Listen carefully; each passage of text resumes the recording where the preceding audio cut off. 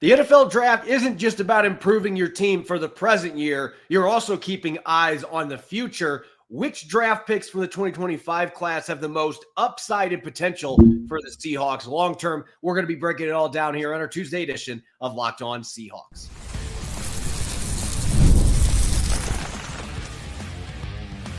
You are Locked On Seahawks, your daily Seattle Seahawks podcast, part of the Locked On Podcast Network, your team every day. Greetings, 12. This is Corbin Smith, host of the Locked On Seahawks podcast, your daily Seahawks podcast, part of the Locked On Podcast Network, your team every day. Glad to be joined here on our Tuesday episode by my co-host in crime, Rob Rang. And a special thanks to all the 12s tuning in, whether you're in Annapolis, Maryland, or Hollywood, Florida. We greatly appreciate each and every one of you for making Locked On Seahawks your first listen 5 days a week. We are now well over a week away from when the draft happened. We've got OTAs part 2 shifting in at the VMAC. We're going to be taking a look at which Seahawks draft picks have the most upside, the most potential long-term for John Schneider and company. And then we're going to be revisiting the possibility of a couple of veteran players returning to Seattle as free agents post-draft. And we'll check out the 49ers and what's going on in Santa Clara after the 2025 NFL Draft. It's a jam-packed episode. Let's get to it. Now for your lead story here on our Tuesday edition of Locked On Seahawks. The Seahawks with a new 11-player draft class that they have now gotten to see on the field. At least most of those players participated in rookie minicamp last week. And we've gotten a little bit of a sense of what kind of talent the Seahawks have brought in. Again, it wasn't real football, so until we see training camp, we won't get the real taste, particularly with the offensive and defensive linemen. But, Rob, yesterday we talked about which players have a chance to make the biggest impact right away. Sometimes those are not the same players as the ones that have the most potential or the most upside. Sometimes they are the same players, but there may be guys who come in with a really high floor that don't have quite as high of a ceiling. And then you could have guys that come in that are really raw and have the opportunity to develop and become stars. So looking at this draft class, I do feel like there's one player we talked about yesterday that we expect to have a really quick impact that might be number one on this list in terms of long-term trajectory as well. Well, I think that you have to start the conversation with Nick Emmanwori just because of the positional versatility and his big play potential. At the same time, I also think that you have to very much be talking about Jalen Monroe here. But to me, those are the two players that I think you're going to focus a great deal of attention on just because they do have so much upside. Look, with Emmanwori, I'm as excited as anybody about his ability to make big plays. He offers a degree of range and playmaking ability as an interceptor as any safety the Seahawks have had in an awful long time, going all the way back to the Legion of Boom. But at the same time, I also think that you have to kind of temper your enthusiasm a little bit, just recognizing the fact that Mike McDonald's defense is a very complicated one. And so I do think that he has a great degree of upside. I also think that, again, the fact that this is as complicated of a defense as it is, that there's a lot of people who are just kind of throwing out the name Cam Chancellor. You think about Cam Chancellor, think about a guy who comes downhill and is able to create a whole bunch of tackles for loss, for example. Nick Emmanwori had 0 tackles for loss in South Carolina. He had 0 forced fumbles. So again, for a guy that is earning the comparisons to one of the biggest hitters in Seahawks history, then I think that you have to be careful about that.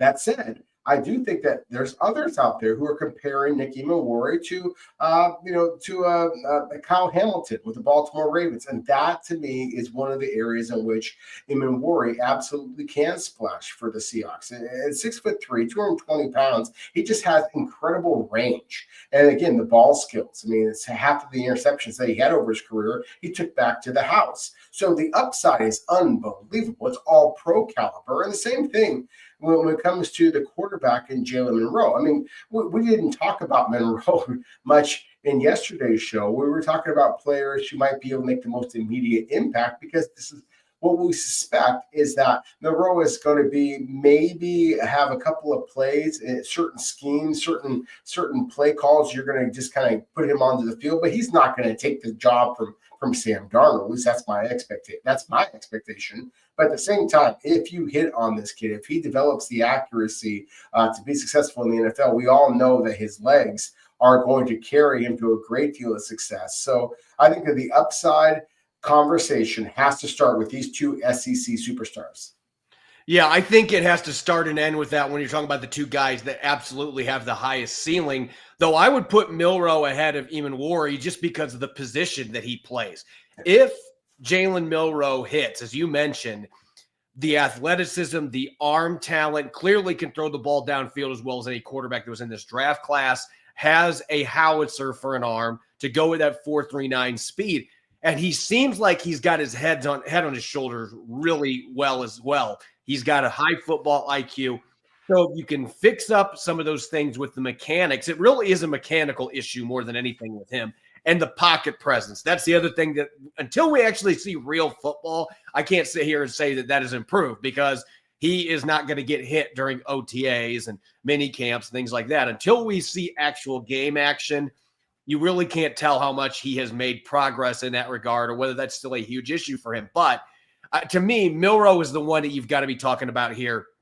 If you're looking at the highest ceiling, just because of the position he plays at, the fact that he had 20 rushing touchdowns last season for Alabama, the dimensions that he adds to your offense when he's at the quarterback spot, you just have to get more consistency from him as a passer and as a decision maker. If you can get that, if you can shore up the mechanics, then again, we've talked about this the entire pre-draft process. He could be a guy that doesn't really play many snaps other than being a sub-package guy throughout his NFL career, or it could be a guy a year or two from now that absolutely could come in the lineup and become a star right in front of your eyes. So I think that he's got the highest upside on the offensive side of the ball. And then I would say Nick Eamon on defense, just the traits that he's got and the fact that he's a well-developed player, and there's still plenty of areas for him to improve his game. One other name that I want to throw out here, and it's not somebody we talked about yesterday, and some may say, well, why are we talking about this player for highest upside? Because Riley Mills really turned things on his last year at Notre Dame with 7.5 sacks, 9 tackles for loss. And I just look at what he brings to the table, Rob, the type of player he is. 291 pounds. He can play inside and out. He's been a team captain at Notre Dame, so he's got the locker room aspect. And you can just tell the kid he breathes football. The guy loves the sport. Tell how much he's missing not being able to practice right now as he rehabs from that torn ACL. But I just look at what type of players have excelled in Mike Macdonald's defense, those versatile defensive linemen that are way more athletic than they look. He is a 92nd percentile get-off guy off the line of scrimmage. I just think that he's got the motor and the athleticism and the versatility to be an absolute standout in this defense. And he's going to get to learn from one of the best in Leonard Williams, and he's going to get to work with Jaron Reed too.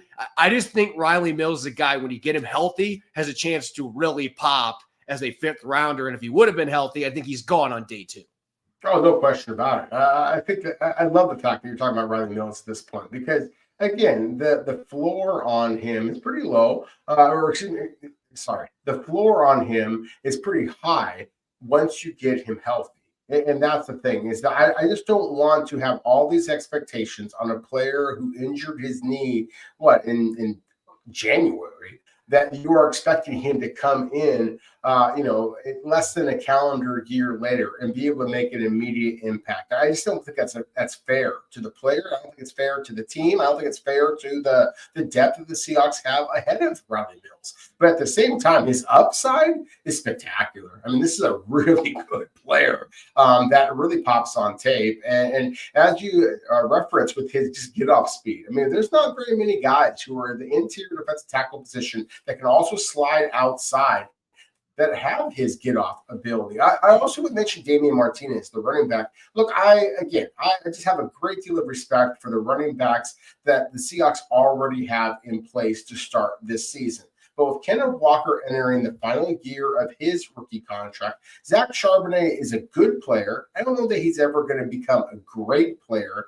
Damian Martinez, to me, is very similar in that way, in that he plays with a great deal of physicality. I love his vision and his initial burst. I do think that he's a really nice fit in this offense. And so I do think that if there's a possibility, if there's a couple of guys that get injured, then Damian Martinez could wind up being a player that has a great deal starting potential upside to him as well.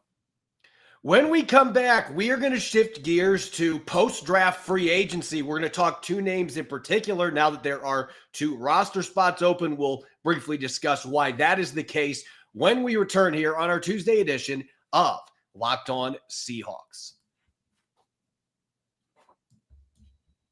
The NBA playoffs are officially here, and FanDuel is giving new customers an incredible way to get in on the action. Right now, when you join FanDuel and place your first $5 bet, you'll get $250 in bonus bets if your bet wins. I love how FanDuel makes betting so easy, whether it's picking my favorite team, go Warriors against the Timberwolves, or diving into player props. From three-pointers from Nikola Jokic to steals to assists from Chet Holmgren, FanDuel has so many ways to bet your favorite player props, and after the game tips off, you can even combine live prop bets into a same-game parlay for a chance to win big. Don't miss out. Head to FanDuel.com and claim your $250 in bonus bets today. Welcome back to the Tuesday edition of Locked On Seahawks. I'm your host, Corbin Smith. Glad to be joined, as always, by my co-host in crime, Rob Rang. And a special thanks to each and every one of the 12s who are tuning in. And thank you, as always, for making Locked On Seahawks your first listen 5 days a week. We greatly appreciate it. We have now officially reached the latter stages of the NFL offseason. The draft is done. Undrafted free agency, for the most part, has been done. You've got mini camps, the rookie mini camps wrapping up around the league. But there are still some notable veterans out there. Some of these players may not land with a team until training camp in late July, early August. But you're going to see some movement from teams now because they have had their draft classes. They know what positions that they still potentially need some help at. And in the case of the Seattle Seahawks, we already know one move. Mike McDonald didn't move away from the idea that Johnathan Hankins is going to be back on this football team. But as of right now, he still has not signed his contract. The Seahawks have not announced his return officially. It sounds like from what McDonald said that they very much are intending to bring him back, but that has not happened yet to this point. And I would say at this point that it has to be a move that the Seahawks make, and I would anticipate in the next few days. Now that there's been a couple roster spots opened up, we'll talk about that in a second. But from a Johnathan Hankins perspective, Rob, they just don't have a big body guy like that in their defensive line right now. They don't have a 330-plus pound traditional nose, and Hankins gave them good enough snaps last year. He's been in this system playing for Aden Durde way back when he was in Dallas with him. And so it just seems like a natural fit that Johnathan Hankins has got to be back. They need that veteran nose tackle presence.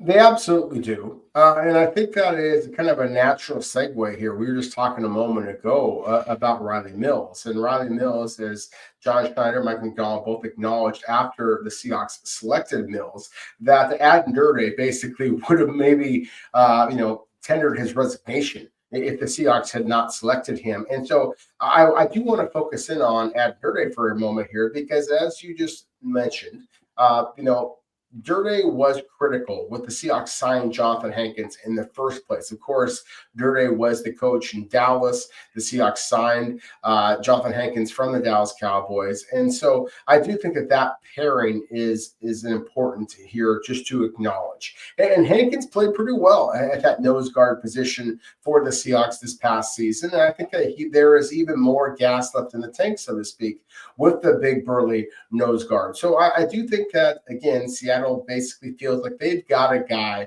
whether he is actually signed officially or is just basically on the periphery, that he's going to be coming back to Seattle. Well, we acknowledged as such in yesterday's show. That said, to me, there was two positions of concern for the Seahawks following the draft. And John Schneider acknowledged as much, that nose guard was a position they would have liked to have got younger, bigger, more physical, and then cornerback depth.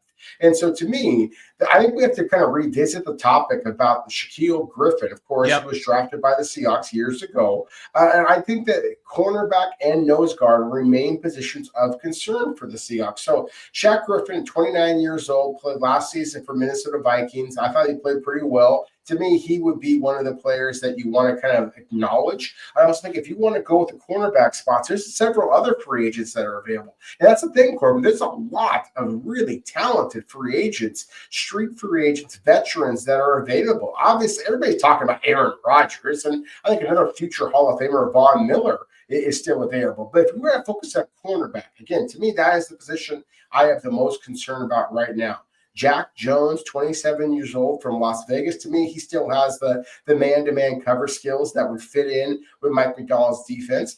There are some questions about him off the field, but I think that you have the leadership in place to be able to potentially roll the dice with a player like Jones. Miles Bryant, on the flip side, is exactly what you're looking for from a tangibles perspective, but he is more of a nickel cornerback. But still, I think at 27 years old, the former University of Washington product would make an awful lot of sense. Look, if you want to roll the dice on some guys who maybe struggle with some injuries, but have that high ceiling that we just were talking about here, Caleb Farley, C.J. Henderson, Asante Samuel, all of them were selected within the top 50 of their respective draft classes. They have struggled with the injuries, but we're talking about a third, fourth, fifth cornerback on the roster at this point, so they might make some sense as well. Yeah, I think the cornerback spot, you've got plenty of options out there, but I would argue that Shaquill Griffin is the best fit here because he knows Seattle. And honestly, the strengths of his game, Griffin has been a pretty solid tackler for the most part in his career.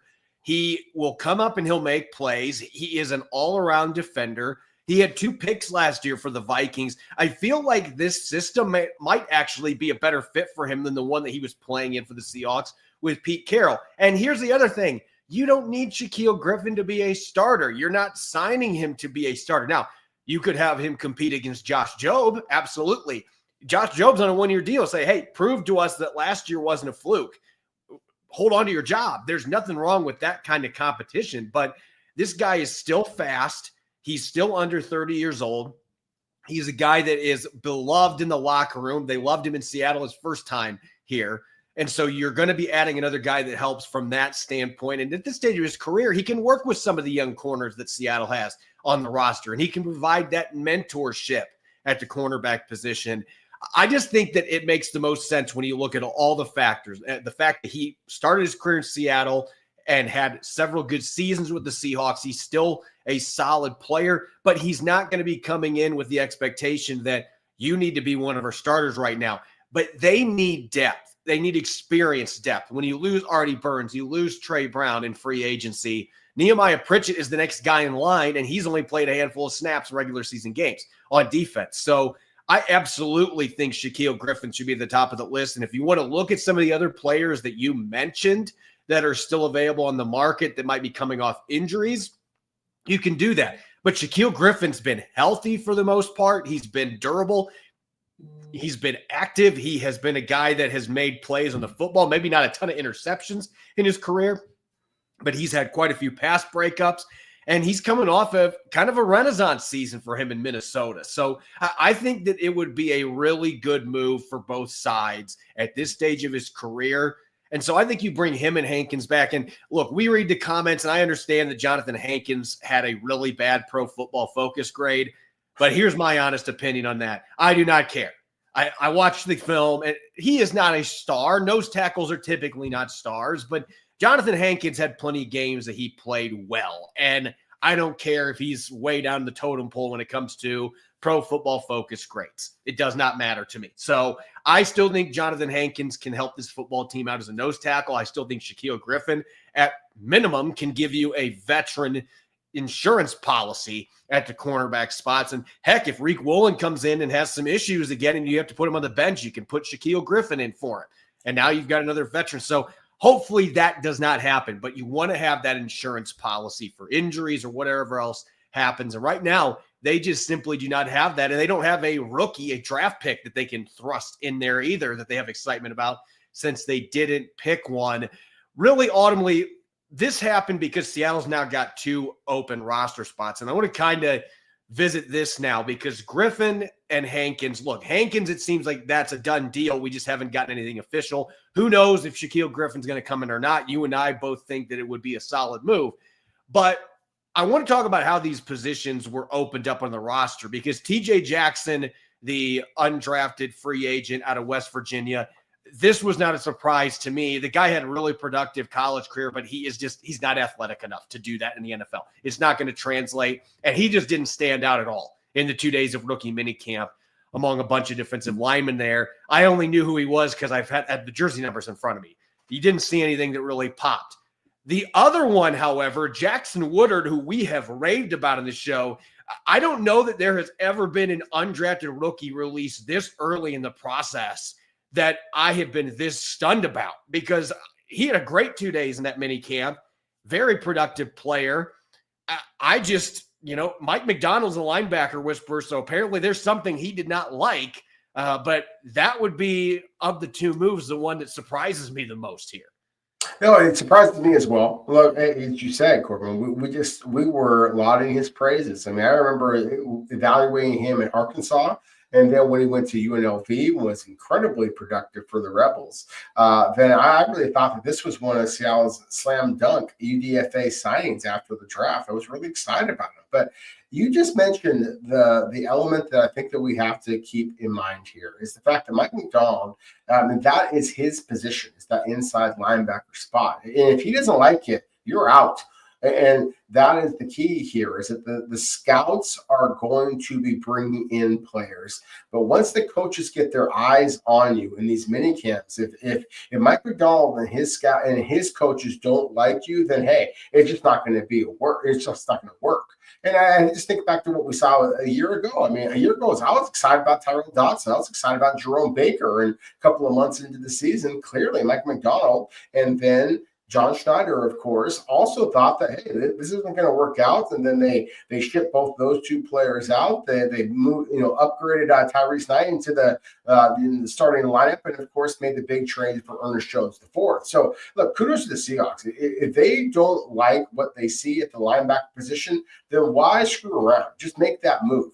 And so again, we're talking about 2 undrafted free agents. This isn't like you're cutting a middle round selection. So I'm not stunned by it. I am surprised, but I also have some faith in the fact that Mike McDonald has been able to turn day 3 selections into Pro Bowlers in the past at the linebacker position. I feel confident he's going to be able to do the same with who the Seahawks already have at the position right now. Yeah, it was a surprising move just given what I saw at the minicamp and what I've seen on film, but we aren't in the locker room. We are not in the building. Who knows what Mike McDonald saw, but clearly there was something that he did not like those 2 days of that mini camp. And so Seattle is moving on. They've got 2 roster spots. We expect one of them is going to be Johnathan Hankins. Could Shaquill Griffin be the other spot, or another free agent, or maybe somebody like Thor Griffith, the nose tackle out of Louisville, turns a tryout into a contract.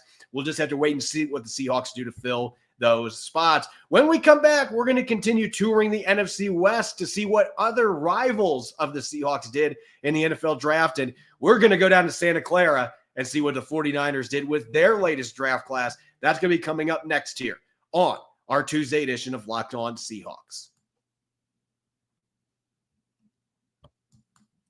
Say goodbye to sticky notes, scribbled plans on the fridge, and overlapping calendar invites. The Skylight calendar is here to bring clarity to the chaos and help families stay organized without the stress. This sleek display syncs with your existing calendars, Google, Apple, Outlook, and more, making it simple to track appointments, practices, dinners, and reminders all in one easy-to-see place.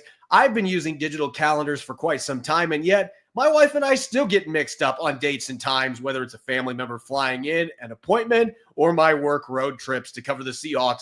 We still have a tendency to forget things or mix events up, and it creates chaos. But with Skylight calendars, that's no longer an issue. We've got all of our electronic calendar dates and times available on a 15-inch HD screen to stay focused and be less overwhelmed. Right now, Skylight is offering our listeners $30 off their 15-inch calendars by going to skylightcal.com/NFL. Go to skylightcal.com/NFL for $30 off your 15-inch calendar. That is skylightcal.com/NFL. Welcome back to the Tuesday edition of Locked On Seahawks. I'm your host, Corbin Smith. He's Rob Rang. A special thanks to each and every one of the 12s out there. Thank you, as always, for making Locked On Seahawks your first listen 5 days a week. We greatly appreciate it. We are making rounds around the NFC West, Seattle's rivals, and seeing what the rest of the teams in the division did in the 2025 NFL Draft. Yesterday, we looked at the Rams, who had a pretty small draft class, just 6 players they brought in, no first-round pick after trading down. The opposite can be said about the San Francisco 49ers, who had one of the largest draft classes in this year's field. And Rob, this team has had a lot of changes down in Santa Clara. They've still got Nick Bosa, but Javon Hargrave is now gone. They've lost a bunch of other players at defensive line. And what was once a major strength now is a question mark, or at least it was going into the draft. But you have to give the 49ers credit. Who knows if these picks are going to end up working out, but they went all out on trying to fix that defensive line from start to finish, starting with their first-round pick in Mykel Williams out of Georgia, so they can pair him with Bosa off the edge. They added a couple of really solid defensive tackles as well. They're not getting very many good draft grades out there. I think this is an underrated class that the 49ers put together in terms of addressing their needs and getting some guys that I think can come in and play for them at a high level right away.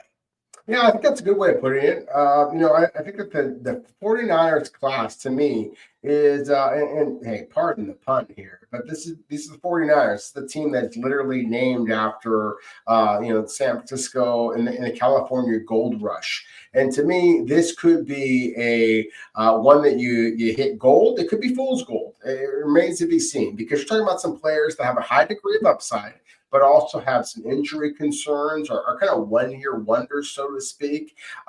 So again, I gave this a C+ for Fox Sports, which was one of the lower grades I gave, just because I don't think that there are a lot of, sure things in this class. But I also think that a couple of years from now, you could be talking about this being one of the absolute best draft classes of all of the NFL. And kind of similar to what we talked about with Mike McDonald, and just kind of, just trusting the process. I think that you have to do the same thing here with what Lynch and Shanahan have been able to do for the 49ers. I mean, let's kind of break this down here. The 49ers, for a team that lost some really good players on offense, obviously the quarterback Brock Purdy is still in a little bit of it remains to be seen if the 49ers are able to come to any kind of a long-term agreement with who is being perceived, at least, as a franchise quarterback.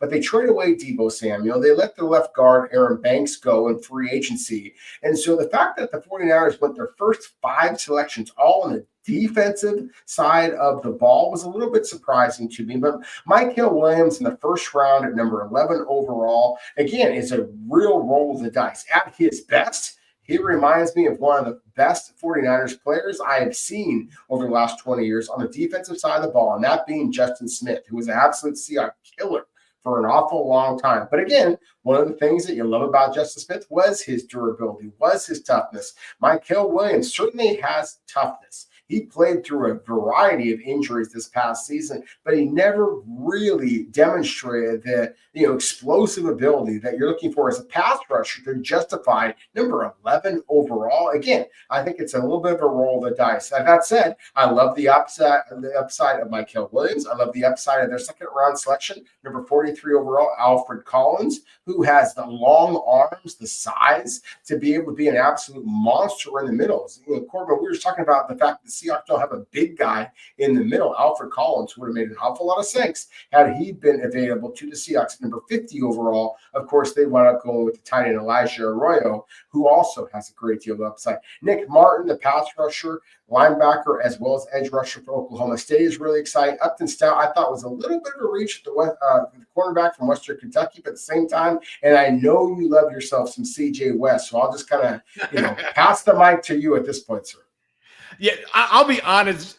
This is why I loved this draft for the 49ers, because I think that Alfred Collins and CJ West you couldn't have any more different players in terms of what they do well. And yet both these guys can play nose. They both can play the 3-tech. West can even play out as a 5-tech. He has shown that he can do that. And that positional versatility, I don't know. When I saw the 49ers took him in the 4th round, I thought, oh boy, when that coaching staff gets a hold of this kid. I just think that him and Collins, those two guys have a chance to immediately come in and help bolster an interior D-line that has become a weakness here for the 49ers the last couple of years. So that's why I'm higher in this draft class than what some people are. Those 2 defensive tackles in particular, I think, are really solid picks. And there's a couple other picks later in this draft that jump out to me too. Marquez Seigel from Kansas State, the safety. I like this kid a lot. He was kind of under the radar, but he played a lot of snaps for Kansas State. Another player that runs in the 4.3s. He's got really good speed.